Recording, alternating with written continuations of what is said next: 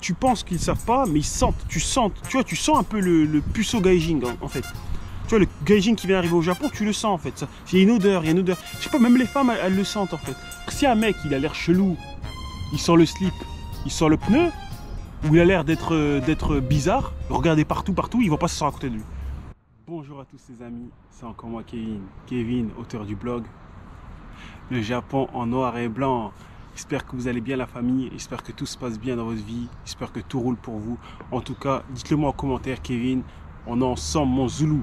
N'ayez pas honte, écrivez-le, donnez la force. À chaque fois je vois qu'on est 4000, 5000 à regarder mes vidéos, mais il y a toujours 2-3 commentaires. Par contre il y a des likes. Likez et commentez, on est ensemble mon Zoulou. Ça donne de la force, moi ça m'encourage. Franchement j'adore lire les commentaires, soit positifs ou négatifs. Voilà. Quand je dis négatif, c'est dans la limite du raisonnable. Hein. Quand c'est des trucs, ouais, rentre chez toi, rentre dans ton pays, oh, ils sont venus au Japon gâcher ça. Voilà, là, ça m'intéresse pas, ça, on bloque ça direct.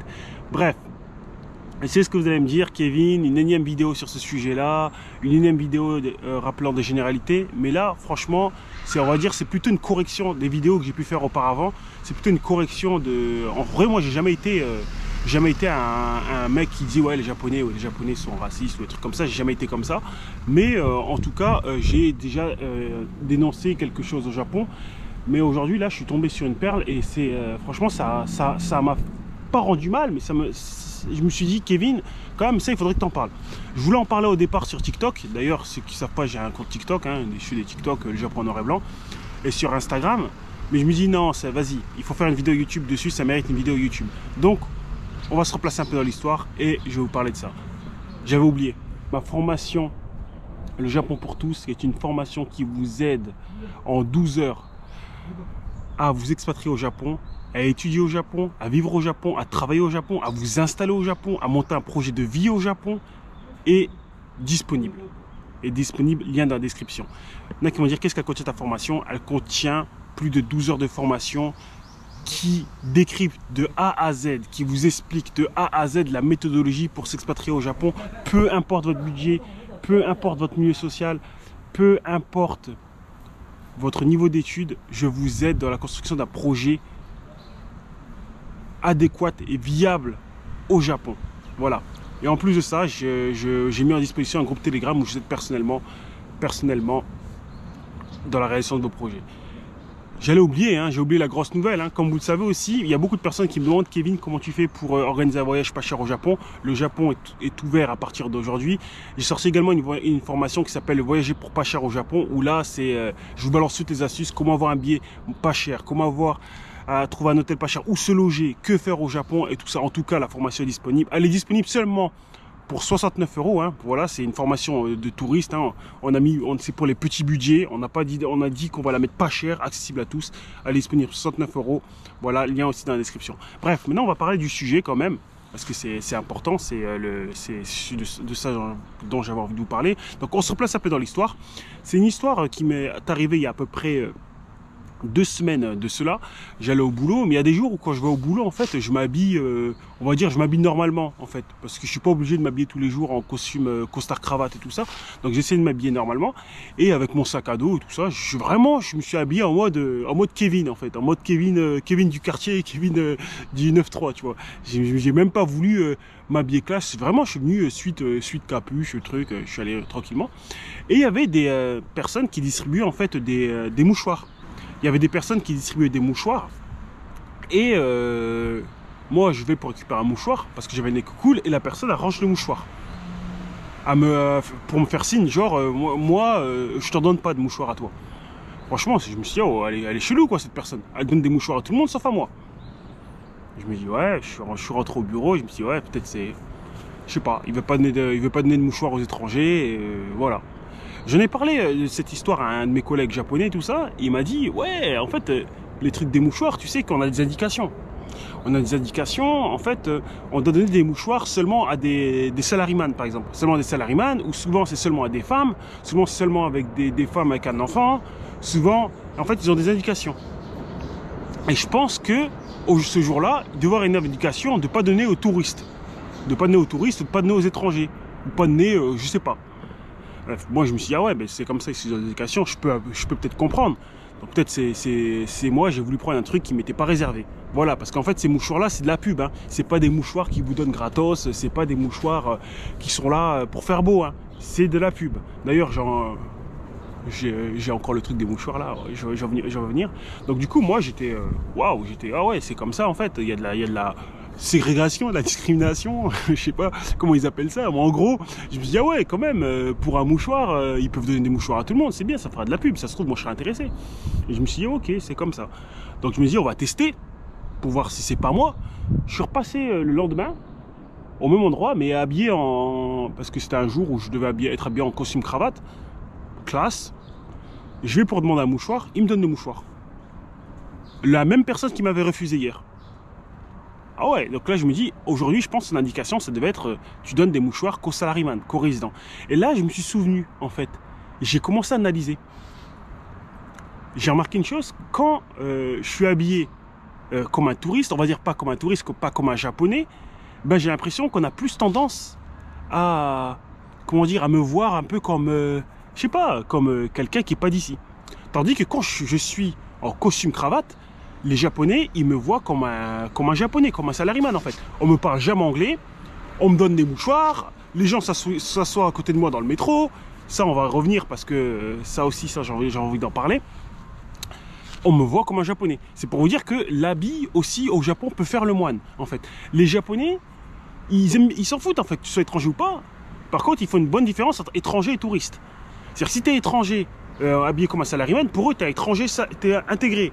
Tu vois, tu es comme un résident. On va te voir comme un japonais, on va te parler japonais, on va te considérer comme un japonais, on va te donner les papiers, on va te respecter, on va te parler en keigo. Par contre, quand tu es habillé un peu comme un étranger, là, tu vas voir une différence. Et j'ai remarqué une chose aussi, il y a une différence surtout au Japon. J'ai remarqué une chose aussi, il y a une différence quand je suis seul. Par exemple, je suis seul, voilà, je suis seul. Je vais par exemple au combini ou je vais dans un magasin, on va me parler en japonais. Par contre, quand je suis avec d'autres amis étrangers pourtant qui parlent japonais, là on va plus avoir tendance à nous parler en anglais. Parce qu'on va peut-être penser que deux étrangers ensemble, ça peut être forcément des touristes. Après, je dis que c'est pas ça dans toute la situation, mais les Japonais, j'ai l'impression qu'ils vont tendance à penser ça. Je vous explique cette histoire-là parce que le Japon va ouvrir aux touristes bientôt et j'ai pas envie de voir encore les énièmes vidéos sur TikTok où les Japonais m'ont refusé un mouchoir parce qu'ils sont racistes, les Japonais me parlent en anglais parce que ils sont racistes. Tu vois, en fait, non, ça se passe pas comme ça. En fait, il y a eux dans leur tête, en fait, même quand ils vous parlent en anglais ou quoi, ils essayent en fait d'agir pour être le moins gênant en fait. C'est-à-dire si vous ne parlez pas japonais, vous n'avez pas une tête à parler japonais, ils vont vous parler en anglais. Voilà, vous voyez ce que je veux dire. Et j'ai remarqué une chose aussi, ils savent faire la différence quand même. Ils arrivent à voir un peu dans le regard comment tu t'avances, comment tu te tiens. Et j'en parlais la dernière fois avec mon pote qui vient d'arriver au Japon. Tu penses qu'ils ne savent pas, mais tu sens un peu le puceau gaijin en fait. Tu vois, le gaijin qui vient d'arriver au Japon, tu le sens en fait. Il y a une odeur, Je sais pas, même les femmes, elles le sentent en fait.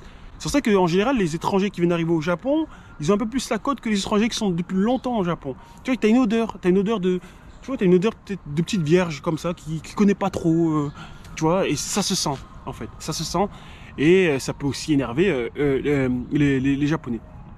Bref, et donc voilà, du coup, moi j'ai réussi mon petit mouchoir, j'étais content, je me suis dit, ah ouais, ok, voilà, c'était une petite pub comme ça, un truc, j'ai les mouchoirs là. Et je me suis dit, en fait, ouais, Kevin, être habillé en salariman, être habillé en résident, quelqu'un qui charbonne, qui taffe, bah ça donne une belle image en fait aux Japonais, où ça te permet d'être intégré en quelque sorte au Japon. Voilà. Maintenant, je voulais revenir à un autre truc sur le métro, voilà, parce que là, je sens qu'on va y en avoir.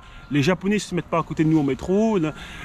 En fait, j'avais fait une vidéo déjà dessus, mais les gens ils l'ont mal interprété, ils ont pensé que je chialais, alors que non. Moi, j'ai de la chance, ça m'est jamais arrivé. Voilà. J'ai quand même, en cumulant, même si j'ai fait des allers-retours, je suis parti, tout ça, j'ai quand même 5 ans de vie au Japon, quand même. Ça fait depuis 2015, quand même, que je suis au Japon, que je suis résident au Japon, même si je suis parti et revenu, depuis 2015. Ça m'est jamais arrivé. Ça m'est jamais... je suis même pas de mauvaise foi. Ça m'est jamais arrivé que quelqu'un ne s'assoie pas à côté de moi dans le métro. Voilà, j'ai toujours quelqu'un qui s'assoyait à côté de moi, qui s'assoit à côté de moi dans le métro. Et pour vous dire, Même des fois, il y a une époque où je faisais des baïtos, je faisais du genre de déménagement, de la restauration, les gars, je puais la sueur. Je schlinguais. Et pourtant, ils venaient comme ça s'asseoir à côté de moi. Il y a même des meufs qui sont déjà endormies sur moi. Donc moi, je ne comprends pas. Après, je ne vais pas faire l'avocat du diable ou un truc comme ça. Hein. Ça arrive. Il y a des gens qui me disent que ça leur arrive. Après, c'est peut-être moi. J'ai pas une tête ou une dégaine qui fait peur. Ou j'ai pas une dégaine qui donne pas envie de s'asseoir. Après, moi, j'ai vécu à Osaka. J'ai vécu à Tokyo. Tokyo, ça m'est jamais arrivé. À Osaka, ça m'est jamais arrivé. Mais après, ça arrive forcément à des gens. Par contre, j'ai observé. J'ai observé. Et j'ai remarqué une chose.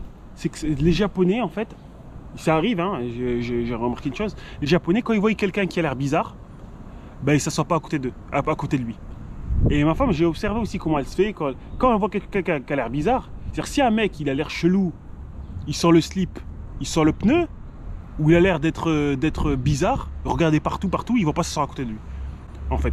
Et je pense que c'est ça qui fait que beaucoup d'étrangers, en fait, personne ne s'assoit à côté d'eux parce qu'il y a beaucoup d'étrangers, moi je les vois, hein, j'en ai observé un étranger, j'ai observé des étrangers dans le métro, ils sont là, comme ça, ils regardent, tu vois, ils sont là, limite, oh, fais ta vie, regarde ton téléphone, les gens vont venir s'asseoir à côté de toi.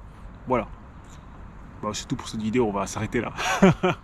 Bon, en tout cas, c'est une vidéo pas mal que j'avais envie de faire. Donc, si vous aimez la vidéo, comme d'habitude, n'hésitez pas à liker, à partager et à vous abonner. Et je rappelle, si vous avez envie de voyager ou de vivre au Japon, j'ai sorti 2 formations qui vous aident à vous expatrier au Japon. Une qui vous aide à voyager pas cher au Japon et également une formation qui vous aide à apprendre le japonais en autodidacte. Tous les liens de mes formations sont disponibles, lien dans la description.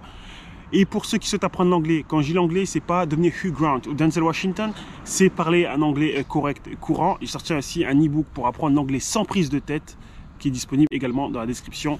Comme d'habitude, si vous avez regardé la vidéo jusqu'à la fin, écrivez en ensemble mon Zoulou. Venez me rejoindre sur Instagram ou TikTok. Et voilà, on va continuer à faire des vidéos de qualité, la famille. Allez, la bise.